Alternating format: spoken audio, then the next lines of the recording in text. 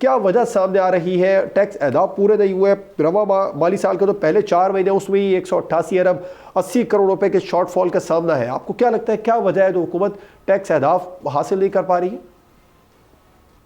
جواد صاحب، آپ نے بہت ہی کمپریہنسو سا ایک انٹروڈکشن سامنے رکھا، اور اس میں آپ نے کئی چیزوں کو بیان کرنے کے لیے جو ہم محرکات ہیں وہ سامنے رکھے۔ پہلا یہ کہ حکومت کہہ رہی ہے کہ ایک سٹیبلٹی ہے، ایک میکرو سٹیبلٹی ہے ملک میں۔ اس کا مطلب یہ ہے کہ آپ کی جو قیمتوں کے بڑھنے کی شرح ہے اس میں خاطر خواہ کمی آ گئی ہے، کوئی 9% کے قریب ایوریج لگ رہا ہے یہ سال گزرے گا، 10% کے قریب۔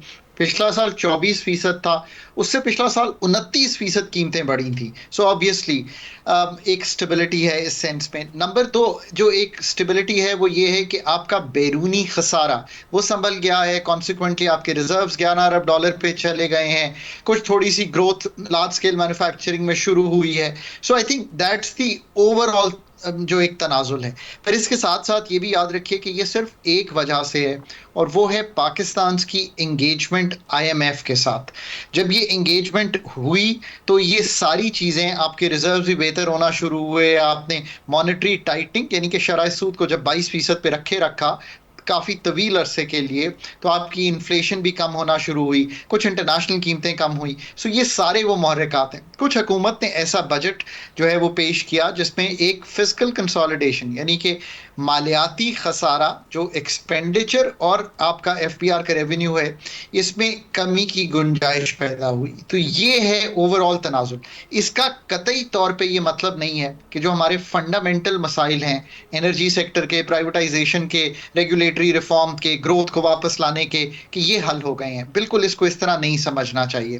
اب آ جائیے کہ کیوں IMF کو، جو کہ پہلا ریویو اس دفعہ تھا کہ ہوگا جا کے 20-25 فروری کو، وہ کرنا پڑا ٹو کم مچ ارلیئر۔ سو یہ پہلا ریویو ایک تو نہیں ہے، یہ میں کلیئر کر دوں ناظرین کے لیے، یہ ایک آپ مڈ فرسٹ ریویو کہہ سکتے ہیں، اور یہ کرنے کی ضرورت کے جو محرکات ہیں، let me put that to you, وہ یہ ہیں کہ FBR کا آپ نے صحیح کہا 2652 ارب کا پہلے کوارٹر کا ٹارگٹ تھا، وہ پورا نہیں ہو سکا، 90 ارب کی کمی تھی، تو ایک یہ بات تھی۔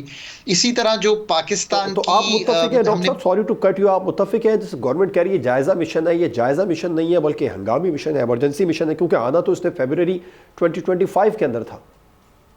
سو دیکھیے، آئی تھنک کہ چونکہ اسی طرح پرائمری سرپلس ہو گیا، بٹ جو آپ کا پرائمری ایون ڈیفیسٹ جو ہے وہ آپ کا ٹھیک ہو گیا، یعنی کہ اوور آل ڈیفیسٹ بھی سرپلس میں آ گیا، بٹ آپ کی جو پروونسز نے دینے تھے آپ کو وہ نہیں آئی سرپلس۔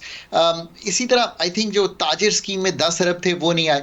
اب this kind of discomforts the fund, اور آپ نے خود یہ کہنا شروع کر دیا کہ 350 ارب کے قریب کا تو جو شارٹ فال ہے وہ پہلے 6 ماہ میں دکھائی دے گا۔